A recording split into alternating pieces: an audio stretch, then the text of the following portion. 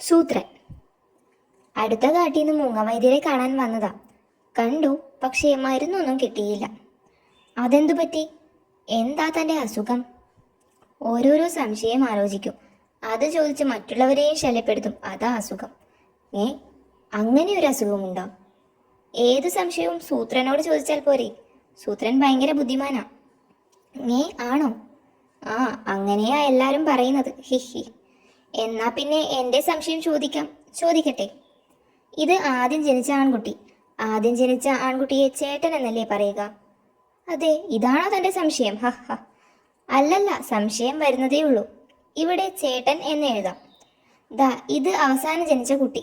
അവസാനം ജനിച്ച കുട്ടി അനിയനല്ലേ? അതെ, ഇവിടെ അനിയൻ എന്ന് എഴുതാം. ഞാൻ എൻ്റെ അച്ഛൻ്റെയും അമ്മയുടെയും ആദ്യത്തെ മകനാ. എങ്കിൽ ഞാൻ ചേട്ടനല്ലേ? അതുകൊണ്ട് ദാ, ഇതാണ് ഞാൻ. അതെ, സംശയമില്ല. ഇവിടെ ഞാൻ എന്ന് എഴുതാം. പക്ഷേ ഞാൻ അച്ഛൻ്റെയും അമ്മയുടെയും ഒറ്റ മോനാ. അതുകൊണ്ട് അവസാനം ജനിച്ച കുട്ടിയും ഞാൻ തന്നെയാ. അവസാനം ജനിച്ച കുട്ടി അനിയനല്ലേ? അതുകൊണ്ട് ഇതും ഞാൻ തന്നെ.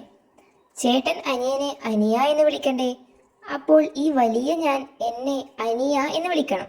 പക്ഷേ അനിയൻ ചേട്ടനെ ചേട്ടാ എന്നല്ലേ വിളിക്കേണ്ടത്? അതായത് ഈ ചെറിയ ഞാൻ എന്നെ ചേട്ടാന്ന് വിളിക്കണ്ടേ?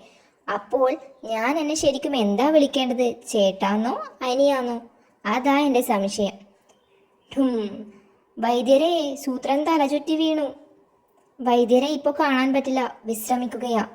ഏതോ ഒരു കുറുക്കൻ രോഗവിവരം പറയുന്നതിനിടയ്ക്ക് തല ചുറ്റി വീണു.